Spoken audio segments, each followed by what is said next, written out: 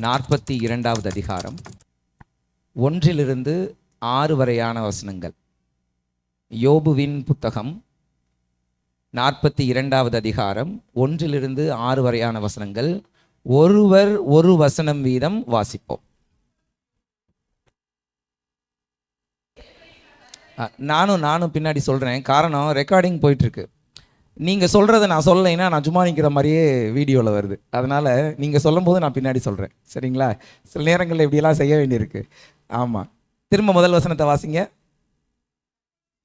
அப்பொழுது யோபு கர்த்தருக்கு பிரதியுத்தரமாக, தேவரீர் சகலத்தையும் செய்ய வல்லவர், நீர் செய்ய நினைத்தது தடைபடாது என்பதை அறிந்திருக்கிறேன். அறிவில்லாமல் ஆலோசனையை மறைக்கிற இவன் யார்? ஆகையால் நான் எனக்கு தெரியாததையும் என் புத்திக்கு எட்டாததையும் நான் அறியாததையும் அளப்பினேன் என்கிறேன். நீர் எனக்கு செவிகொடும், அப்பொழுது நான் பேசுவேன். நான் உம்மை கேள்வி கேட்பேன், நீர் எனக்கு உத்தரவு சொல்லும். என் காதினால் உம்மை குறித்து கேள்விப்பட்டேன், இப்பொழுதோ என் கண் உம்மை காண்கிறது. ஆகையால் நான் என்னை அருவருத்து தூளிலும் சாம்பலிலும் இருந்து மனஸ்தாபப்படுகிறேன் என்றான். ஆமென். இது யோபு பாடின பாடல். யோபுவின் புத்தகமே கவிதை நடையில் எழுதப்பட்ட ஒரு எபிரேய புத்தகம். இது யோபு பாடின பாடல். கவிதையாக தான் இருக்குது. பொதுமொழிபெயர்ப்பில் நம்ம வாசிக்கும்போது கவிதை மாதிரியே எழுதியிருக்காங்க. ரொம்ப அழகாக நேர்த்தியாக இருக்குது. நமக்கு இங்கே டிரான்ஸ்லேஷன் ஸ்டேட்மெண்ட் மாதிரி இருக்குது. இந்த பாடலிலே தேவன் நமக்கு எதை கற்றுக் கொடுக்க விரும்புகிறார்? தலைகளை தாழ்த்தி ஜெபிப்போம். இரக்கமுள்ள எங்களின் ஆண்டவரே, உம்மை துதிக்கிறோம், உம்மை ஸ்தோத்தரிக்கிறோம். எங்களின் தேவாதி தேவன் நீங்கள், உம்மை துதிக்கிறோம். இந்த வேலைக்காக, இந்த நாளுக்காக உம்மை நன்றியோடு பார்க்கிறோம். இந்த வார்த்தைகளை எங்களுக்கு அபிஷேகித்து தாங்க. உமக்கு பிரியமானதை நாங்கள் தெரிந்து கொள்ளவும் கற்றுக்கொள்ளவும், உமக்கு சித்தமானதை எங்களுடைய வாழ்க்கையிலே நாங்கள் அதை அபியாசப்படுத்தவும் எங்களுக்கு கிருபை பாராட்டுங்க. உங்கள் சமூகத்துக்குள்ளே இந்த வார்த்தைகளை நாங்கள் விட்டு தருகிறோம். இது எங்களோடு பேசட்டும். இயேசு கிறிஸ்துவின் நாமத்தில் ஜெபிக்கிறோம் நல்ல பிதாவே, ஆமென்.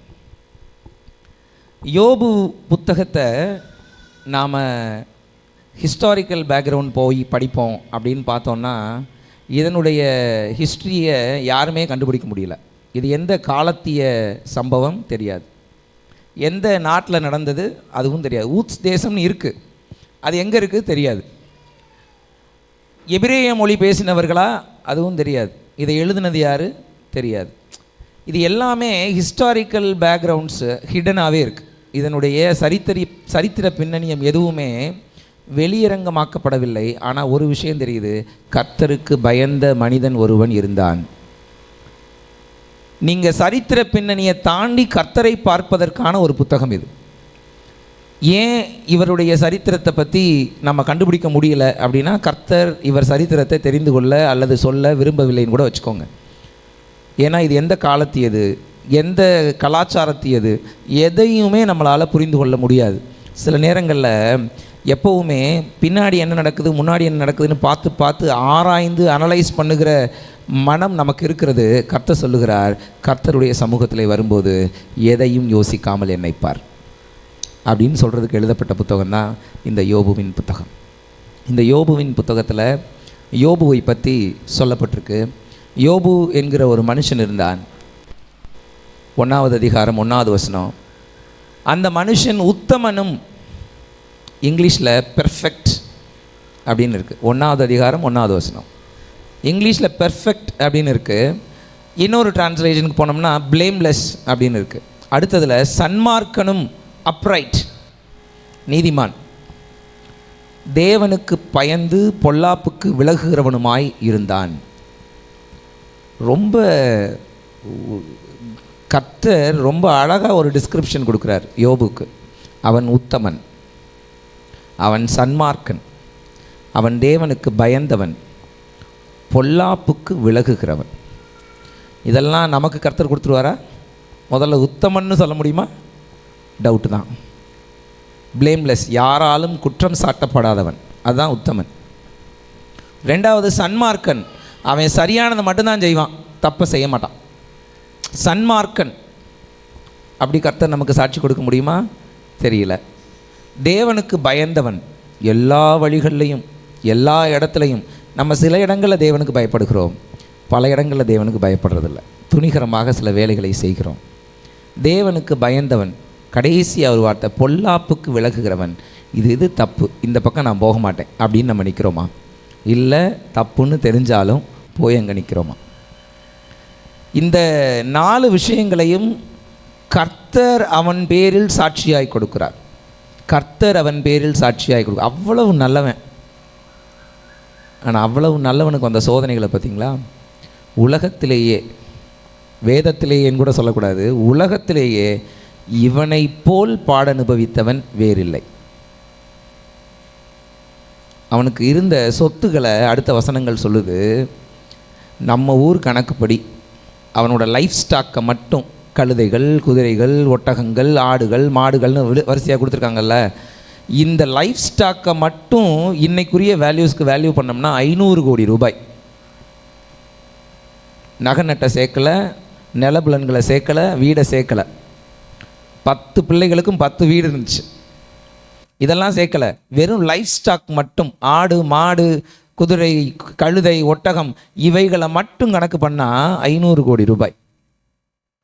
நடுத்தர வர்க்கத்தில் மேல்தட்டு வர்க்கம் அப்படின்னு சொல்கிறவங்களுடைய சொத்து 4.5 கோடி ரூபாய் இருக்கலாமா. 4.5 கோடி ரூபாய்க்கு மேலே போயிடுச்சுன்னா அவங்க ஹை கிளாஸ் பீப்புள். அவங்களுடைய சொத்து 4.5 கோடி ரூபாய்க்கு மேலே போயிடுச்சுன்னா, இவருக்கு 500 கோடி லைஃப் ஸ்டாக் மட்டும். நகைகள், நிலபுலன்கள், வீடுகளை பற்றி சொல்லப்படவே இல்லை. இவ்வளவு லைஃப் ஸ்டாக் வச்சுருக்கிறவருக்கு அது குறையா இருக்குமா? அப்போ நிறையா தான் இருந்திருக்கும்.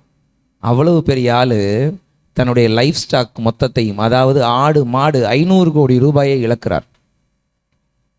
தன் 10 பிள்ளைகளை இழக்கிறார். மனைவியால் அவமானப்படுத்தப்படுகிறார். சொந்த சகோதரர்கள், உறவினர்களால் தூஷிக்கப்படுகிறார். நண்பர்கள் மரியாதை இல்லாமல் குற்றம் சொல்லுகிறார்கள், நீ என்ன பாவம் பண்ணியோ அப்படின்னு. ஆதரிக்கிறதுக்கு ஆளே இல்லை. He was all alone at home. அந்த வீட்டில் தனி மனிதனாய் 10 பிள்ளைகளை பெற்றவன், 10 சகோதர சகோதரிகளோடாவது பிறந்திருப்பான். அப்படி கூட்டமாக வாழ்ந்த ஒரு நபர், சன்மார்க்கன், உத்தமன், சன்மார்க்கன், தேவனுக்கு பயந்தவன், பொல்லாப்புக்கு விலகுகிறவன் பெயர் பெற்றவன், தன்னந்தனியாக விடப்படுகிறான். சரி, இதெல்லாம் போச்சு. சரீரத்திலையும் வியாதி. ஓட்டை எடுத்து உடம்ப சொரிஞ்சுக்கிறான். இதை விட மோசமான அடுத்தடுத்த அடிகளை நம்மில் யாராவது பெற்றிருக்கிறோமா? ஒரு பிள்ளைக்கு காய்ச்சல்னாலே நமக்கு தாங்கலை, 10 பிள்ளை செத்து போச்சு. யோசிங்களேன். மூத்த மகனுடைய வீட்டிலே அவர்கள் சாப்பிடுவதற்கு கூடியிருக்கும் போது பலத்த காற்று வீசி தூண்கள் விழுந்து மேலே இருக்கிற ரூஃப் அவங்க மேலே விழுந்து அமுக்கி அவர்களை கொன்று போட்டதுன்னு சொல்லப்பட்டிருக்கு. இப்போ எவ்வளவு பலமாக காற்று வந்திருக்கும். பவுஞ்சா சமேயர்கள், கல்தேயர்கள், இந்த நாட்டுக்காரங்க, அந்த நாட்டுக்காரங்கன்னு ஒவ்வொருத்தராக ஒவ்வொரு பிராணிகளையாக கடத்திட்டு போகிறாங்க. இழப்பு.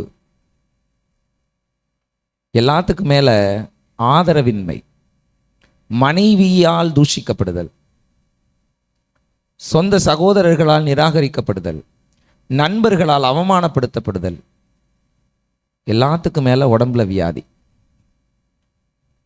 இத்தனையும் தாங்கிட்டு ஒருவர் கிறிஸ்துவுக்குள் நிற்க முடியுமா அப்படிங்கிறதுக்கான எடுத்துக்காட்டு தான் யோபு. ஒரு அடி வந்தால் கர்த்தாவே நீர் கொடுத்தீர், நீர் எடுத்தீர்னு சொல்லுவோம். 2வது அடி வந்துச்சுன்னா கர்த்தாவே நீர் கொடுத்ததினால் எடுத்துக்கொண்டீரோ அப்படின்னு சொல்லுவோம். 3வது அடி வந்துச்சுன்னா நீர் கொடுக்குற மாதிரி கொடுத்துட்டு பூராத்தையும் பிடுங்கிக்கிறீர் அப்படின்வோம். 4வது அடி வந்துச்சுன்னா நீர் எங்கே கொடுத்தீர், எல்லாத்தையும் பிடுங்கத்தான் செய்கிறீர் அப்படின்னு சொல்லுவோம். இதுதான் மனுஷீகம். இப்படி தான் சொல்லுவோம்.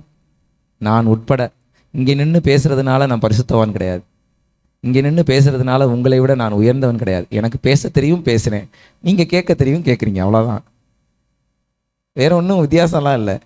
கர்த்தருடைய பார்வையில் அவர் என்னை எப்படி பார்க்கிறாரோ அப்படித்தான் உங்களை பார்க்கிறார். நான் செல்லப்பிள்ளைனா நீங்களும் செல்லப்பிள்ளை தான். நம்முடைய மனநிலை இப்படி தான் இருக்குது. இங்கே நாம் அடுத்தடுத்து அடிகளை சந்திக்கும் போது, துன்பங்களை சந்திக்கும் போது நம்முடைய வாயின் வார்த்தை எப்படிப்பட்டதாக இருக்கிறது. இந்த யோபு கர்த்தரை ஒரு இடத்துல கூட கனவீனம் பண்ணலை, அவன் முறுமுறுக்கலை. ஆனால் இவனை முறுமுறுக்க வைக்கிறதுக்கு 3 பேர் வந்தாங்க. முறுமுறுக்க வைக்கிறதுக்குனே 3 பேர் வந்தாங்க. 3 நண்பர்கள், எலிப்பாசு, இன்னும் 2 பேர் பேரை மறந்துட்டேன். 3 பேர் வர்றாங்க. 3 பேர் வந்து என்ன சொல்கிறாங்க தெரியுமா? நல்லது செய்தால் கர்த்தர் நல்லது செய்வார், தீமை செய்தால் கர்த்தர் தீமை செய்வார். கர்த்தர் மாறாதவர். நமக்கு தெரியும், அவர் நேற்றும் இன்றும் என்றும் மாறாதவர். அவர் நன்மை செய்கிறவராகவே சுற்றி திரிந்தார். அப்படிதான் வேதம் சொல்லுது. இயேசு கிறிஸ்துவை நம்ம அப்படிதான் பார்க்குறோம். தீமை செய்கிறவர்களுக்கு இயேசு கிறிஸ்து தீமை செய்தார் அப்படின்னு எங்கேயாவது வேதத்தில் வாசிக்கிறோமா? இல்லை. நம்ம அண்டர்ஸ்டாண்டிங் என்ன இருக்குன்னா, தீமை செய்தால் கர்த்தர் தீமை செய்வார், நன்மை செய்தால் கர்த்தர் நன்மை செய்தார். நான் பாவம் செய்தால் கர்த்தர் என்னை தண்டிப்பார், நான் பாவம் செய்யாமல் பரிசுத்தமாக வாழ்ந்தால் கர்த்தர் என்னை ஆசீர்வதிப்பார். நம்ம இப்படி ஒரு நினச்சிக்கிட்டே இருக்கோம். ஒரு விஷயத்தை ஞாபகம் வச்சுக்கோங்க, இஸ்ரவேலை ஆசீர்வதிப்பதே கர்த்தருக்கு பிரியம். இஸ்ரவேலை விட மோசமானவர்கள் உலகத்திலே கிடையாது. அவங்களையே ஆசீர்வதிக்கிறது மட்டும்தான் எனக்கு பிரியம்னு சொல்லிட்டார். தண்டனை அங்கங்கு கொடுக்கப்பட்டாலும் திரும்பவும் அவர்களை இழுத்து கொண்டு வரணுன்றதுதான் அவருடைய நோக்கமாக இருக்குமே ஒழிய, தண்டித்து அவர்களை ஒதுக்கி விடணுன்றது அவருடைய நோக்கமாகவே இருக்காது. அப்பா தண்டிக்கிற மாதிரி அவர் தண்டிப்பார், அம்மா தண்டிக்கிற மாதிரி அவர் தண்டிப்பாரே ஒழிய சாகும்படி அவர் யாரையும் அடிப்பதில்லை. அவ்வளவு நேசம் செய்கிறவர். இந்த 3 பேர் வந்து இப்படி சொல்றாங்க. இது கர்மான்னு சொல்லுவோம். என்ன செய்கிறாயோ அதன்படி விளையும். கர்த்தர் நமக்கு அப்படி சொல்லலைங்க. அவரவர்கள் செய்யும் பலன் என்னோடு கூட வரும். 2ஆம் வருகை வரைக்கும் ஒரு கர்மாவும் இங்கே வேலை செய்யாது. அவர் என்னைக்கு திரும்பி வர்றாரோ அன்னைக்கு தான் அதெல்லாம் திரும்பி வருமே ஒழிய, நான் செய்கிற செய்கைகளுக்கு தக்க பலனை அவர் பூமியிலே தருகிறதில்லை. அவர் அவ்வளவு நேசிக்கிறார். நான் அவர் பக்கம் திரும்பிட்டேன்னா எனக்கு அவர் கொடுக்கறது எல்லாமே தி பெஸ்ட். என் கிரியை பார்த்தல்ல, என் பரிசுத்தம் பார்த்தல்ல, என் நீதி பார்த்தல்ல, என் நம்பிக்கையை பார்த்து அவர் எனக்கு த பெஸ்ட்டை கொடுக்கிறவராக இருக்கிறார். இது நமக்கு புரியணும்.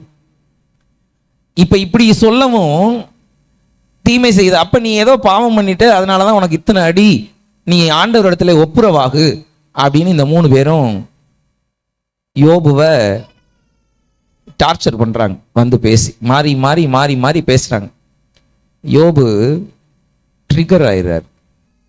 ட்ரிகர் ஆகி ஆண்டவர்கிட்ட கேட்குறார், ஆண்டவரே எனக்குரிய தண்டனைகளையும் ஏற்கனவே முன்குறிச்சி அனுப்பிச்சிட்டிங்களா? அதெல்லாம் பிளான்டா? பிளான் பண்ணி தண்டனை கொடுக்குறீங்களா அப்படின்னு கேட்டார். கர்த்தருக்கு கோபம் ஆயிடுச்சு. இவ்வளவு நேரம் அவன் தூஷிக்கல. இந்த காரியத்துக்கு கர்த்தர் தான் காரணம்னு அவன் சொல்லலை. பட் இவங்க 3 பேரும் பேசினதில் அவர் ட்ரிகர் ஆகி அவர் சொல்கிற விஷயம் என்ன, அப்போ எனக்குரிய தண்டனைகள் நிந்தனைகளை எல்லாத்தையும் நீங்கள் பிளான் பண்ணி எனக்கு முன்னாடியே அனுப்புறீங்களா அப்படின்னு கேட்டுட்டார்ல. கர்த்தர் கோபமாகி 38வது அதிகாரத்தில் பதில் சொல்கிறார். கோபத்தோடு பெரும் இறைச்சலாக அவருடைய சத்தம் வருகிறது. இப்போ இந்த 3 பேர் ட்ரிகர் பண்ணதில் இவர் 3 பேர்ட்டையும் பேசுறது நிப்பாட்டி ஆண்டவர்கிட்ட பேச ஆரம்பிச்சிட்டார். ஆண்டவர் பதில் சொல்லிட்டு இருக்கிறாரு. இதில் எலிகுன்னு ஒருத்தர் வர்றாரு. இந்த எலிகு தான் யோபுவை சேனலைஸ் பண்ணுறார். சரியாக பேசுறதுக்கு, ஆண்டவரை பற்றி தெரிஞ்சுக்கிறதுக்கு, புரிஞ்சுக்கிறதுக்கு உதவி செய்கிறார். இந்த எலிகு சேனலைஸ் பண்ணிக்கிட்டே வர்றாரு. இப்போவும் எலிகு பேசுனதுக்கு அடுத்த அதிகாரம் தான் 38. எலிகுக்கு யோபு பதில் சொல்லவில்லை, கர்த்தருக்கு பதில் சொல்கிறான். கர்த்தர் இப்போ யோபுட்ட பேசுகிறாரு. 38வது அதிகாரம் 1-2 வசனங்களை வாசிங்களேன். அப்பொழுது கர்த்தர் பெருங்காற்றிலிருந்து யோபுவுக்கு உத்தரவாக, அறிவில்லாத வார்த்தைகளினால் ஆலோசனையை அந்தகாரப்படுத்துறதுக்கு நீ யாரு? அடுத்த வசனத்தை வாசிங்க. இடை கட்டிக்கொள், நான் உன்னை கேட்பேன். நீ என்ன கேள்வி கேட்டல, இப்ப நான் கேட்கிறேன் உங்ககிட்ட கேள்வி. என் கேள்விக்கெல்லாம் நீ பதில் சொல்லு பார்ப்போம். அடுத்த வசனம் இருக்கு, இந்த பூமியை நான் அஸ்திபாரப்படுத்துகையில் நீ எங்க இருந்த? உனக்கு என்ன தெரியும்? நமக்கு பிரச்சனைனா நம்ம முதல்ல ஆண்டவர் கேட்குறது, ஆண்டவரே எனக்கு மட்டும் ஏன் இந்த பிரச்சனை? நான் நல்லா தானே இருக்கேன், ஐ எம் அப்ரைட். நமக்கு நம்மளே சாட்சி கொடுப்போம். இங்க கர்த்தர் சாட்சி கொடுத்த ஆளுக்கே பிரச்சனை. நமக்கே சாட்சி கொடுப்போம். நான் நீதிமானா இருந்தேன், நான் ஜெபம் பண்ணினேன், நான் காணிக்கை தசமபாகங்களை கொண்டு வந்தேன், நான் யாரையும் குறை கூறவில்லை, நான் பரிசுத்தமாய் வாழ்ந்தேன், நான் நன்றாக ஆராதிக்கிறேன். ஏன் எனக்கு பிரச்சனை?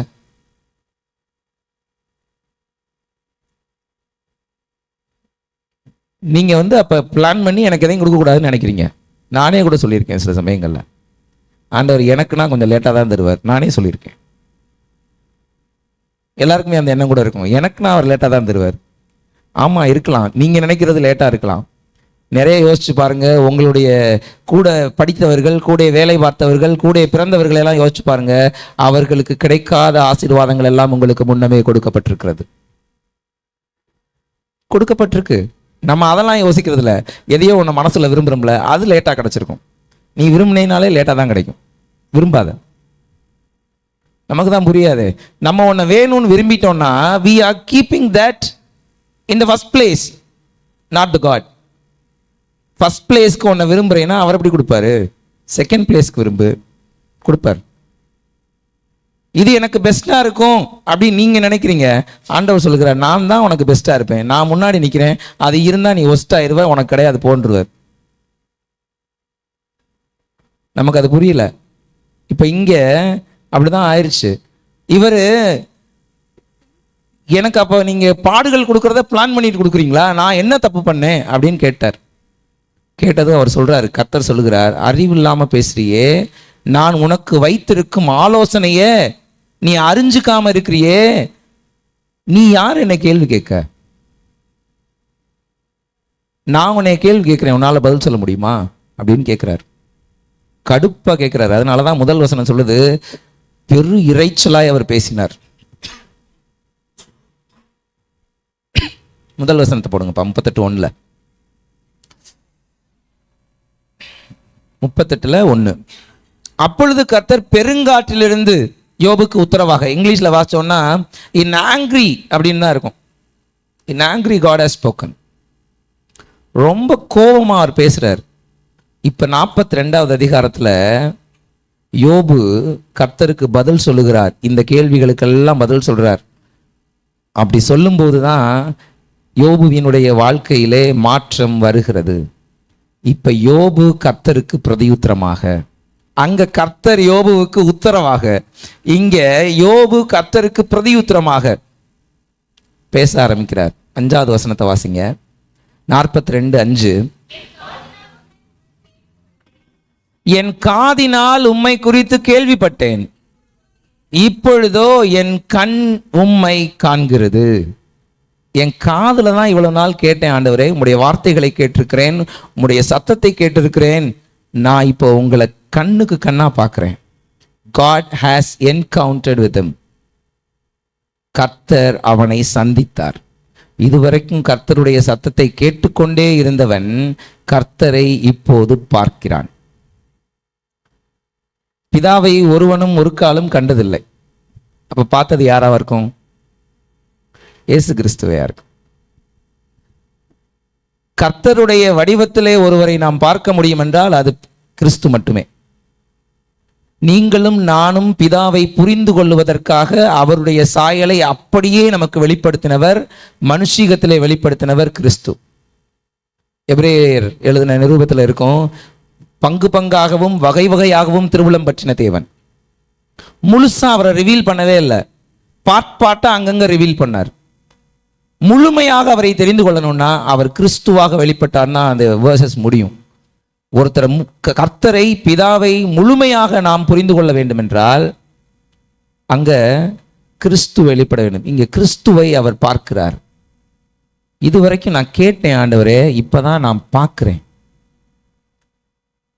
என்கவுண்டர் வித் காட் நடந்ததுமே இந்த 6 வசனங்களும் அப்படியே மாறுது. காரணம், யோபுவின் மனநிலை மாறி போனது. கிறிஸ்துவை முதல்ல பார்க்கணும். கிறிஸ்து நம்மோடு கூட ஒரு என்கவுண்டரை ஏற்படுத்தணும். ஒரு நிமிஷம், என்னப்பா பண்ணுறீங்க? சரியாயிருச்சா? ஆகலை, விடுங்க. ஆகலைன்னா பரவாயில்ல. ஓகே, முன்னாடி நின்று ஏதாவது பண்ணிக்கிட்டே இருந்தால் நமக்கு டிஸ்டர்ப் ஆகிட்டே இருக்கு. It's leave. ஆமாம், நமக்கும் கேமராவுக்கும் ஏதோ பிரச்சனை. நம்ம பேசினா கேமரா வேலை பார்க்க மாட்டேங்குது. பரவாயில்ல, நோ ப்ராப்ளம். வார்த்தைகள் வல்லமை உள்ளவை. இங்கே இவர் கிறிஸ்துவை பார்க்கிறார். உங்களுக்கும் எனக்கும் பிரச்சனைனா கிறிஸ்துவோடு கூட நாம் நிற்கணும், கிறிஸ்துவை நாம் பார்க்கணும். நம்ம பிரச்சனை நேரங்களில் நாம் கிறிஸ்துவை பார்க்கிறதை விட்டு சூழலை பார்க்கிறோம், கிறிஸ்துவை பார்க்கிறதை விட்டு நபர்களை பார்க்கிறோம், கிறிஸ்துவை பார்க்கிறதை விட்டு நம்மகிட்ட இருக்கிற பேங்க் பேலன்ஸை பார்க்கிறோம். இதெல்லாம் தான் நடக்குது. இங்கு கிறிஸ்துவை அவன் பார்த்தான். கிறிஸ்துவை தான் பார்க்கணும். we have to have an encounter. அப்படி கிறிஸ்துவை பார்க்கும்போது அவருடைய வாழ்க்கையிலே ஒரு பெரிய மாற்றத்தை கர்த்தர் கொடுக்கிறார். சரி, கிறிஸ்துவை எப்படி பார்க்கணும் அப்படின்னா, முதல்ல அவரை இம்மானுவேலராக பார்க்க வேண்டும்.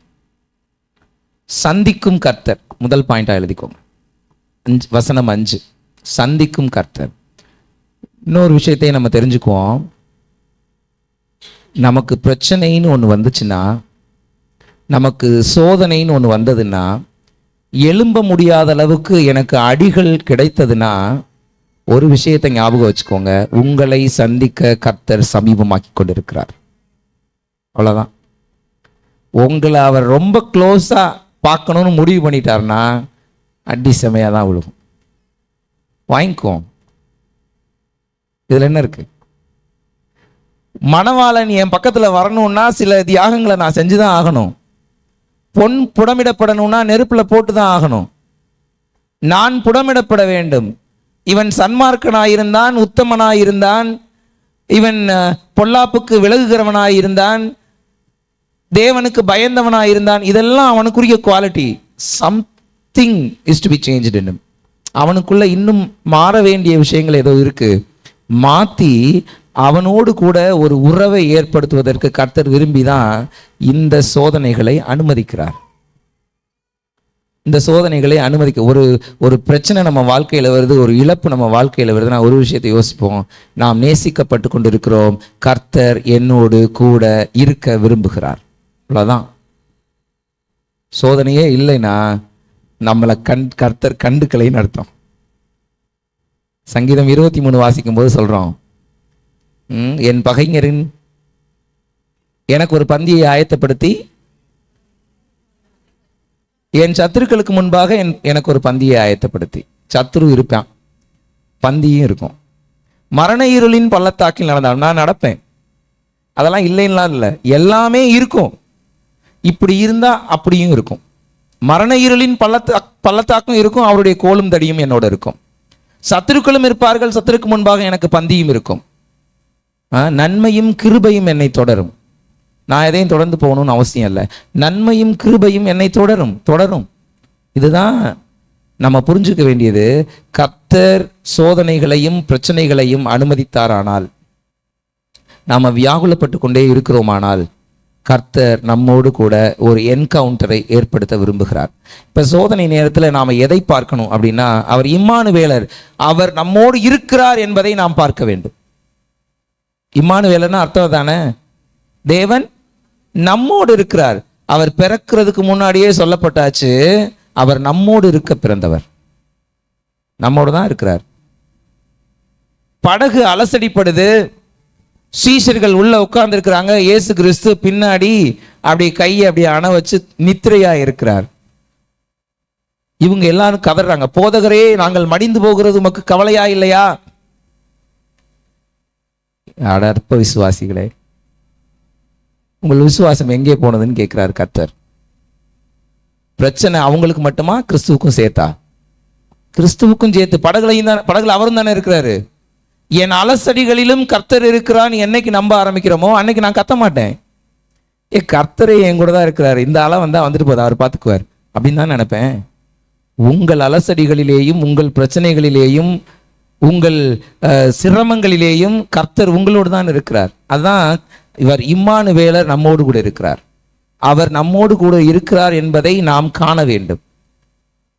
ரெண்டாவதா அவருடைய சிலுவையை நாம் காண வேண்டும். சிலுவையை நமக்காக தானே சுமந்தாரு. அத்தனை பாடுகள், அத்தனை அவமானங்கள், ரத்தம் சிந்துதல், உயிரிழப்பு, கொடுமை, காயம் எல்லாத்தையும் நமக்காக தானே செஞ்சாரு. 1 பேதுரு 4:2 நமக்காக அவர் மாமிசத்திலே பாடுபட்டார். இனிமே நான் பாடுபட என்ன இருக்கு? ஏதோ ஒரு காரியத்துக்கு இது வந்திருக்கு, பட் எனக்காக பாடுபட்டவர் இருக்கிறார், முன்மாதிரியாக இருக்கிறார், என்னை விடுவிக்க அவர் போதுமானவராகவும் இருக்கிறார் அப்படின்னு நாம நினைக்கணும். சிலுவையை நாம் பார்க்க வேண்டும். கடைசியா உயிர்த்தெழுதலை பார்க்கணும். மரணமே உன் கூரெங்கே, பாதாளமே உன் ஜெயம் எங்கே? மரணத்தையே ஒருத்தர் ஜெயிக்க முடியும்னா இந்த சோதனையை ஜெயிக்க முடியாதா? என் பிரச்சனைகளிலே நான் பார்க்க வேண்டியது கிறிஸ்துவை. அவர் சந்திக்கும் கர்த்தர், அவர் சந்திக்க வருகிறார். வரும்போது நீங்கள் கிறிஸ்துவை பாருங்கள். அவர் இம்மானுவேலர் என்பதை பாருங்கள். அவர் நமக்காக சிலுவையிலே மரித்தார் என்பதை பாருங்கள். அவர் உயிரோடு எழுந்தார் என்பதையும் பாருங்கள். எனக்கு மறுவாழ்வு தருகிறதற்கு அவர் போதுமானவர். இந்த 3 விஷயத்தையும் நம்ம ஞாபகம் வச்சுக்கணும். ராகாப் இருந்தாங்க, வேசியாகிய ராகாப். சொல்லும் போதெல்லாம் அப்படிதான் எழுதப்பட்டிருக்கும். அவள் வாட் ஷி வாஸ் அப்படிங்கிறத மென்ஷன் பண்ணிட்டே இருப்பாங்க. அவளை பத்தி எழுதுற எல்லா இடத்துலையும் வெறும் ராகாப்னே இருக்காது. ஏன் இதை சொல்லணும் அப்படின்னா, இது அவளுக்கு சிறுமை போல நமக்கு தெரியலாம், அது அவளுக்கு பெருமை. இஸ்ரவேல் ஜனங்களை குறித்து அவள் கேள்விப்பட்டிருந்தாள். இஸ்ரவேலின் கர்த்தரை குறித்து அவர் கேள்விப்பட்டிருந்தாள். அவளுக்கு தெரியும் இஸ்ரவேலின் கர்த்தர் எப்படிப்பட்டவர்னு. பார்க்கிறதுக்கு முன்னாடியே அவளுக்குள்ள விசுவாசம் இருந்தது. பார்க்கிறதுக்கு முன்னாடியே அவளுக்குள்ள விசுவாசம் இருந்தது. அவளை சந்திக்க தூதர்களை தேவன் அனுப்பினார். சந்திச்ச நாளிலே அவளுக்கு விடுதலை கிடைத்தது. சந்திச்ச நாளிலே அவளுக்கு விடுதலை கிடைத்தது. நீங்க வாசிக்க வேணாம், நோட் பண்ணிக்கங்க. யோசுவா 2வது அதிகாரம் 9 - 12 வசனங்களை நீங்க வாசிச்சோன்னா, அவள் கர்த்தரை எவ்வளவு விசுவாசித்தால் எழுதப்பட்டிருக்கு. இவர்களை சந்திக்க யோசுவா தூதர்களை அனுப்பினார். இவங்களை தேவன் ஒரு என்கவுண்டர் பண்ணாரு, சந்தித்தார். சந்தித்த கணத்திலிருந்து அவளுடைய வாழ்க்கை மாறி போனது. ஒரு ஆசாரியனுக்கு மனைவியாக வாழ்க்கைப்பட்டாள். வாழ்க்கையவே மாத்துறவருங்க. வேசி ஆசாரியனுடைய மனைவி. ஒன்று அசுத்தத்தில் அதல பாதாளம், இன்னொன்று பரிசுத்தத்தில் மகாமேன்மை. அவர் கொடுத்தா இந்த மிடில், அப்பர் மிடில், லோயர் மிடில்லாம் தர மாட்டாரு. He will be putting us in the top. ஒரு நல்ல குடும்பஸ்திரியா இருக்கிறதுக்கான வாய்ப்பு கிடைச்சிச்சுனாலே அவ சந்தோஷப்பட்டிருப்பா. ஆனால் அவளுக்கு கொடுத்த மேன்மை ஆசாரிய மேன்மை, ராஜ மேன்மை. அந்த சந்ததியிலிருந்து கிறிஸ்து வந்தார். ரொம்ப லகுவா புரிஞ்சுக்குவோம். தேவனை நாம் சந்திக்கவில்லை, நம்மை சந்திக்க தேவன் வந்து கொண்டிருக்கிறார். அவர் சந்திக்கும் போது அவரை இந்த 3 ஆஸ்பெக்ட்ல நீங்க பாருங்க. உங்கள் பிரச்சனைகளை மாற்ற தேவன் போதுமானவர். ஆதி முதலாய் நாங்கள் கேட்டதும், 1 யோவான் 1:1 இருக்கு. ஆதி முதலாய் நாங்கள் கேட்டதும், ஆதி முதலாய் இருந்ததும், நாங்கள் கேட்டதும், எங்கள் கண்களினால் கண்டதும், நாங்கள் நோக்கி பார்த்ததும், எங்கள் கைகளினாலே தொட்டு பார்த்ததுமாய் இருக்கிற ஜீவ வார்த்தையை குறித்து உங்களுக்கு அறிவிக்கிறோம். இயேசுவை குறித்து அறிவிக்கிறோம்னு சொல்றாங்க. சொல்லியிருக்கலாம், இயேசுவை குறித்து அறிவிக்கிறோம்னு சொல்லலாம். ஆதி முதலாய் இருந்ததும், நாங்கள் கேட்டதும், எங்கள் கண்களினால் கண்டதும், நாங்கள் நோக்கி பார்த்ததும், எங்கள் கைகளினால் தொட்டதுமாயிருக்கிற ஜீவ வார்த்தையை குறித்து உங்களுக்கு. அப்ப கிறிஸ்துனா இப்ப இங்க யாரு? ஜீவ வார்த்தை. ஜீவ வார்த்தை எதுல இருக்கு? இதுல இருக்கு. நான் பேசுறத நீங்க புரிஞ்சுக்கிறதுல பெரிய மேன்மையெல்லாம் உங்களுக்கு கிடைக்காது. இந்த வேதத்தை நீங்கள் திறந்து நீங்களாய் வாசிக்கும் போது, இந்த வேதம் உங்களோடு பேசினால், அதுதான் தேவன் உங்களோடு செய்கிற என்கவுண்டர். இந்த வேதத்தை திறந்து வேதத்தை நீங்கள் வாசிக்கும் போது உங்களோடு தேவன் பேசுகிறது தான் சிறந்த என்கவுண்டர். அதான் என்கவுண்டர். இப்படி 10 பேரை வச்சுட்டு நான் பேசும்போது ஒவ்வொருத்தரையும் தனித்தனியாக பார்த்து பேசினேன்னு சொல்ல முடியுமா? என்கவுண்டர்னா தனித்தனியாக பார்க்கறது. உங்களோடு தனியாக தேவன் சந்திக்கணும்னா இந்த வேதத்தில் இருக்கக்கூடிய வார்த்தைகள் உங்களுக்கு விளங்க வேண்டும். இந்த வேதத்தில் இருக்கிற வார்த்தைகள் உங்களோடு பேச வேண்டும். இந்த வேதத்தில் இருக்கிற ரகசியங்கள் உங்களுக்கு வெளிப்பட வேண்டும். தேவன் இந்த வேதத்தின் வழியாக உங்களுக்கு மட்டும் ஆலோசனை சொல்ல வேண்டும். அதான் என்கவுண்டர் வித் காட். சங்கீதம் 119:18, உமது வேதத்தில் உள்ள அதிசயங்களை நான் பார்க்கும்படிக்கு என் கண்களை திறந்தருளும். நமக்கு அந்த திறந்த கண்கள் இருந்தாதான் இந்த வேதம் நம்மோடு பேசும். வேத வல்லுனர்கள், வேத விற்பன்னர்கள், வேத சாஸ்திரிகள் பேசுறதெல்லாம் கேட்குறீங்க, கேளுங்க, நல்லதுதான். ஆனால் இந்த வேதம் உங்களோடு தனியாக பேச விரும்பப்படுகிறது. இதுதான் encounter with Lord. Have an encounter with God. இந்த வேதத்தை படித்து புரிந்து கொள்ள பிரயாசப்படுங்கள், பிரயத்தனப்படுங்கள், ஜெபியுங்கள். எதற்காகவோ ஜெபிக்கிறதை விட்டுட்டு, கர்த்தாவே இந்த வேதத்தை திறந்து நான் வாசித்தால் இதில் இருக்கிற ரகசியங்கள் எனக்கு புலப்பட வேண்டும், நீர் எனக்கு சொல்லுகிற ஆலோசனை எனக்கு நேரடியாக வந்து சேர வேண்டும், எனக்கு ஒத்தாசைகளை நான் இந்த வேதத்தின் வார்த்தைகளின் வழியாக பெற்றுக்கொள்ள வேண்டும்னு ஜெபம் பண்ணுங்க. அதை தான் தாவீது சொல்றார், உம்முடைய வேதத்தில் உள்ள அதிசயங்களை காணும்படிக்கு என் கண்களை திறந்தருளும். இதுதான் என்கவுண்டர் வித் காட். சரி, சந்திக்கும் கர்த்தர் சந்திச்சுட்டாரு. சந்திச்சு பின்னாடி என்ன நடக்குது அப்படின்னு பார்த்தா, அவர் வெளிப்படுத்தும் கர்த்தர். வெளிப்படும் கர்த்தர்னு சொல்லல, வெளிப்படுத்தும் கர்த்தர். வசனம் 1-3 வரைக்கும். வெளிப்படுத்தும் கர்த்தர் எதை வெளிப்படுத்துகிறார்? அப்பொழுது யோபு கர்த்தருக்கு பிரதியுத்தரமாக, தேவரீர் சகலத்தையும் செய்ய வல்லவர், நீர் செய்ய நினைத்தது தடைபடாது என்பதை அறிந்திருக்கிறேன். நீர் செய்ய நினைத்தது தடைபடாது என்பதை நான் அறிந்திருக்கிறேன். அறிவில்லாமல் ஆலோசனையை மறைக்கிற இவன் யார்? தமிழ்ல இவன் யான் இருக்கு. அறிவில்லாமல் ஆலோசனையை மறைக்கிறவன் யார்? இவன் யார் கிடையாது, மறைக்கிறவன் யார்? யார் மறைக்க முடியும்? ஆகையால் நான் எனக்கு தெரியாததையும் என் புத்திக்கு எட்டாததையும் நான் அறியாததையும் அலப்பினேன் என்றேன். இங்கதான் அவர் கன்ஃபஸ் பண்ண ஆரம்பிக்கிறார். 38:1-2-3 அவர் ஒரு கேள்வி கேட்டார்ல, என் ஆலோசனையை யார் மறைப்பா? அதுக்கு இங்க பதில் சொல்றாரு, யார் மறைக்க முடியும் ஆண்டவரே? நான் தெரியாம பேசிட்டேன். நீங்க கொடுக்கிற கவுன்சிலிங்க யார் மறைக்க முடியும்? யார் நிராகரிக்க முடியும்? கர்த்தாவே, நான் தெரியாம சொல்லிட்டேன். சோதனைகள் வரும்போது இந்த பாவத்துக்காக வந்துச்சோ அந்த பாவத்துக்காக வந்துச்சோன்னு யோசிக்காதீங்க. எந்த பாவத்துக்காகவும் சோதனை வரவில்லை. கர்த்தரோடு நீங்கள் நெருக்கமாகும்படி சோதனைகள் வருகின்றன. கர்த்தரோடு நெருக்கமாகும்படி சோதனைகள் வருகின்றன. சிலருக்கு ஃபினான்ஷியல் கிரைசிஸ் கொடுத்தாதான் நெருக்கமாக வருவான்னா அவனை ஃபினான்ஷியல் கிரைசிஸ்ல தான் கர்த்தர் வச்சிருப்பார். சிலருக்கு வியாதி வந்தாதான் கர்த்தரோட கூட இருப்பானா, சிலருக்கு வியாதியை தான் கர்த்தர் கொடுத்து வச்சிருப்பார். பவுலுக்கே முள் கொடுக்கப்பட்டது. அவர் கேட்கிறார், இந்த முள் என்னை விட்டு போகட்டும்னு. ஆண்டவர் சொல்கிறார், என் கிருபை உனக்கு போதும். எடுக்க முடியாது, போ, என் கிருபை உனக்கு போதும். என்ன அர்த்தம்? முள் இருந்தாதான் என் கூட ஒழுங்கா இருப்ப, அதனால இருக்கட்டும். என்னைக்கு கர்த்தர் நம்மை நம்புகிறாரோ அன்னைக்கு முள்ள எடுத்துருவார். இந்த முள்ளை எடுத்துட்டாலும் என் பிள்ளை என் கூட இருப்பான்னு உங்களுடைய மனசை அவர் புரிந்து கொள்வார். சரிங்களா? அன்னைக்கு அந்த மெச்சூரிட்டி எனக்கு வரும்போது அந்த முள் போயிடும், ஆட்டோமேட்டிக்காக போயிடும். எத்தனையோ வியாதிகளுக்காக நாம் ஜெபம் பண்ணி அவர் சுகமே தராமல் காலப்போக்கில் அந்த வியாதியே இல்லாமல் போனதெல்லாம் உணர்ந்திருக்கீங்களா? நான் ஜெபமே பண்றதை விட்ட பின்னாடி அது காணாமல் போயிருக்கும். நிறைய பேர் பெரியவங்களா இருக்கீங்க, அதுக்காக சொல்றேன். நமக்கு இந்த அனுபவம் இருக்கும். ஒரு காரியத்துக்காக நாம் ஜெபம் பண்ணிக்கொண்டே இருப்போம். ஒரு கட்டத்தில் அந்த ஜெபத்தையே மறந்துடுவோம். ஏன்னா அது நடந்திருக்காது. அதெல்லாம் விட்ட பின்னாடி ஏதோ ஒரு காலத்துல அது நடந்து முடிந்திருக்கும். திருப்பி பார்த்தோம்னா, இது நடந்திருக்கு, நம்முடைய ஜெபம் கேட்கப்பட்டிருக்கு. உண்மைதான். என்னைக்கு நாம தகுதியுள்ளவர்களாக மாறுகிறோமோ அன்று அது நமக்கு கொடுக்கப்படும். நிராகரிக்கப்பட்டதெல்லாம் நமக்கு திருப்பி வரும்.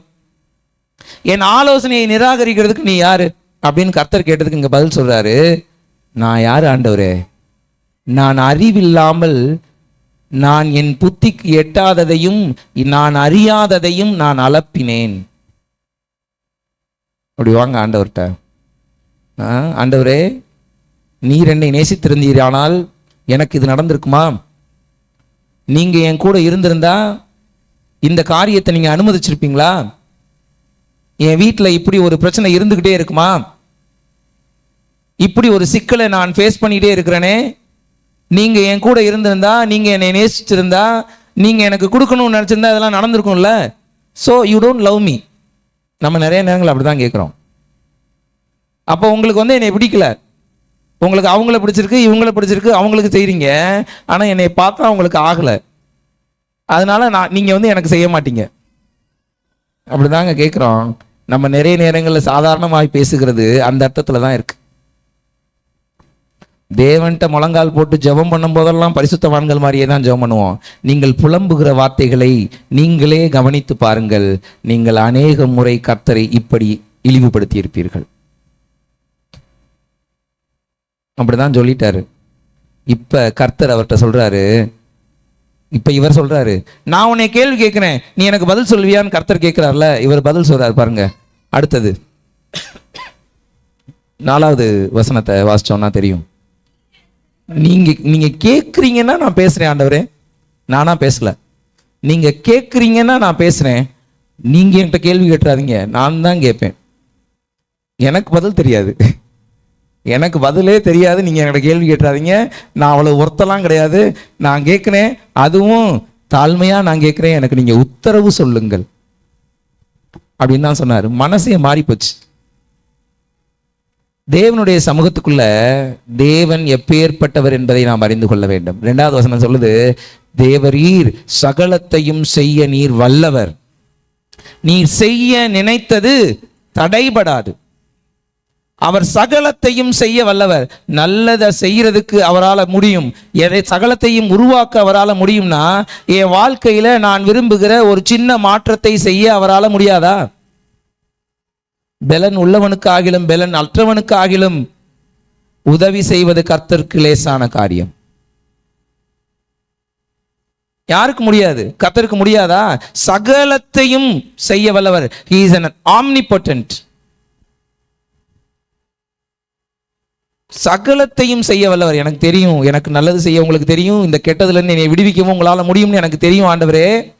அதோட நிப்பாட்டல. அடுத்த வார்த்தையை பாருங்க, நீர் செய்ய நினைத்தது தடைபடாது. ஒரு நாளும் இல்லை, ஒரு க்ஷணமும் தடைபடாது. அங்க ஒரு நாளும்லாம் கிடையாது, அது நம்மளா போட்டுக்கிட்டது. நீர் செய்ய நினைத்தது, நீங்க மனசுக்குள்ள பிளான் பண்ணி வச்சிருக்கிறது கூட தடைபடாது ஆண்டவரே. நம்ம நினைச்சுக்கிறோம் நம்ம பிளான் தான் ஜெயிச்சிருச்சு, நம்ம பிளான்லாம் ஒண்ணுமே இல்லை. அவர் நம்ம பிளான் எல்லாம் ஊதி தள்ளிட்டு அவர் பிளான் நம்ம பிளான் மாதிரி நம்மகிட்ட கொடுப்பார். He is very tricky. அவருக்கு தெரியும் என்ன சொன்னா இது நடக்கும்னு அவருக்கு தெரியும். பிள்ளைகளை பெற்றவர்களுக்கு தெரியும் என்ன சொன்னா பிள்ளை நம்ம சொன்னதை கேட்கணும். அப்படித்தானே ஜோன்? ஆமா, என்ன சொன்னா பிள்ளை கேட்கும். எக்ஸ்பெக்டட் பிஹேவியர் என்ன, அதை எப்படி அவுட்கமா கொண்டுட்டு வரணும்னு பெற்றவர்களுக்கு தெரியும். எனக்கு காஃபி வேணும்னா நான் வரும்போதே தலைவலிக்குதுன்னு வந்தா பிரைசி காஃபி போடுவா. சாதாரணமா வந்து உட்காந்துட்டேன்னா ஒருத்தர் கூட காஃபியான்னு கேட்க மாட்டாங்க. இப்போ எக்ஸ்பெக்டட் பிஹேவியர் என்ன, காஃபி வேணும், இப்போ வரும்போதே தலைவலிக்குதுன்னு வரணும். God knows what to do to make you doing something. அவர் விரும்பினதை செய்ய உங்களுக்கு அவர் என்ன செய்ய வேண்டும் என்பதை அவர் அறிந்திருக்கிறார். அவர் நினைத்தது தடைபடாது, அவர் நினைப்பு கூட தடைபடாது. அப்படின்னா என்ன அர்த்தம்? அவர் பிளான் பண்ண விஷயத்தை எக்ஸிக்யூட் பண்ணும்போது அதற்கு எதிராக நிற்பவனும் இல்லை, நிற்பதும் இல்லை, ஒருத்தனும் இல்லை, ஒன்றும் இல்லை. அவர் நினைச்சிட்டா அது நடந்தே ஆகும். அவர் நினைச்சிட்டா அவர் நடந்தே ஆகும். எங்க கதவை அடைக்கணும், எங்க கதவை திறக்கணும், எங்க மனசை அடைக்கணும், எங்க மனசை திறக்கணும், யார்கிட்ட பேசணும், யார்கிட்ட பேசக்கூடாது, எவர்களை நகர்த்தணும், எவர்களை இருத்தணும், எல்லாம் கர்த்தருக்கு தெரியும். தடை எதுவும் வராது. அவர் நினைச்சிட்டா அது வராது. நீங்களும் நானும் வேணா சொல்லலாம், உங்களுக்கு சோதனைகள் வரும்போது, பிரச்சனைகள் வரும்போது நீங்க ஒரு விஷயத்தை யோசிச்சு கொள்ளுங்க, கர்த்தர் சர்வ வல்லவர். அவர் எதையும் மாற்ற, எதையும் சிருஷ்டிக்க அவர் போதுமானவர். எனக்கு புதிதாக சகலத்தையும் கொடுக்க அவர் போதுமானவர். ஏன்னா he is an omnipotent. எனக்கு எல்லாத்தையும் புதுசாக கொடுக்கறதுக்கு போதுமானவர். வீட்டுக்காரர் சரியில்லைன்னு ஜெபம் பண்ணிட்டே இருக்கீங்களா? வீட்டுக்காரரையே புதுசாக மாற்றி தருவார். புது வீட்டுக்காரெல்லாம் தர மாட்டார், வீட்டுக்காரரையே புதுசாக மாற்றி தருவார். வீட்டுக்காரம்மா சரியில்லைன்னு ஜெபம் பண்ணுறீங்களா? ஜெபம் பண்ணிகிட்டே இருங்க. வீட்டுக்காரம்மாவையே உங்களுக்கு ஏற்ற மாதிரி அப்படியே ஃப்ரெஷ்ஷாக உருவாக்கி தருவார். He knows what to do. எத்தனையோ பேரோட வாழ்க்கையில் கணவனும் மனைவியும் ஒரு ஒப்புரவில்லாது இருந்த நேரத்தில் கூட கணவனை மனைவி புரிந்து, மனைவி கணவனை புரிந்து, ஒருவருக்காக ஒருவர் அவர் அப்படி தான் நம்ம சரி பண்ணிக்குவோம் அப்படின்னு வாழுகிற வாழ்க்கையை, சந்தோஷத்தை நமக்குள்ளே அவர் கட்டளையிட்டு இருக்கிறார். எல்லாருக்கும் பிடிச்ச வாழ்க்கை அமைஞ்சிருக்குன்னு சொல்ல முடியுமா? ஒருத்தர் கூட சொல்ல மாட்டாங்க. எக்ஸ்பெக்டேஷனுக்கு ஏற்ற மாதிரி ஒருத்தருக்கு கூட வாழ்க்கை இல்லை. ஏன்னா எக்ஸ்பெக்டேஷனையே அழிச்சிட்டு இது இப்படித்தான் அது அப்படித்தான் வாழ்றதுக்கு தான் கர்த்தர் பழக்கி கொடுக்கிறாரே ஒழிய நீங்கள் எதிர்பார்ப்பில் சந்தோஷப்படுகிறதற்கு கர்த்தர் விடுகிறது இல்லை. இருப்பதில் சந்தோஷப்படுவீங்க. அப்புறம் என்ன செய்வீங்க? அவரை மாதிரி என் வீட்டுக்காரர் இல்லை, குட். இவரை மாதிரி இல்லை, குட். இன்னும் கொஞ்ச நாள் கழிச்சுதான் என்னவாகும்னா, என் வீட்டுக்கார் இதுல எல்லாம் பெஸ்ட் ஒரு லிஸ்ட் வச்சிருப்பாங்க. என் வீட்டுக்காரம்மா இதுல எல்லாம் பெஸ்ட் ஒரு லிஸ்ட் வச்சிருக்கிறோம். எப்ப நிறைகளை பார்க்கிறோம்? அக்செப்டன்ஸ் வரும்போது. கர்த்தர் தான் இங்க சொல்றாரு, கர்த்தர் சகலத்தையும் செய்ய வல்லவர். அவர் நினைச்சது கூட தடைபடாதுன்னு நமக்கு தெரிஞ்சிருச்சுன்னா காட் இஸ் சோ குட்னு நம்ம நினைக்க ஆரம்பிச்சிருவோம். எனக்கு வருகிற எதுவும் எனக்கு ஒரு பிரச்சனையே இல்லை, என் கூட அவர் இருக்கிறாரு, இம்மானுவேலராக இருக்கிறாரு, சிலுவையிலே மரித்தவராக இருக்கிறார், உயிரோடு எழுந்தவராக இருக்கிறார்னா இதெல்லாம் ஒரு விஷயமே இல்லை. அவர் மகா பெரியவர். அவரோட பிளானை உடைக்கிறதுக்கு ஒருத்தரும் இல்லை. அப்ப இது ஏதோ ஒன்று சும்மா வந்துட்டு போகுது, அது வாட்டுக்கு போகும். அவர் பிளான் தடைபடாது. His plan never be broken.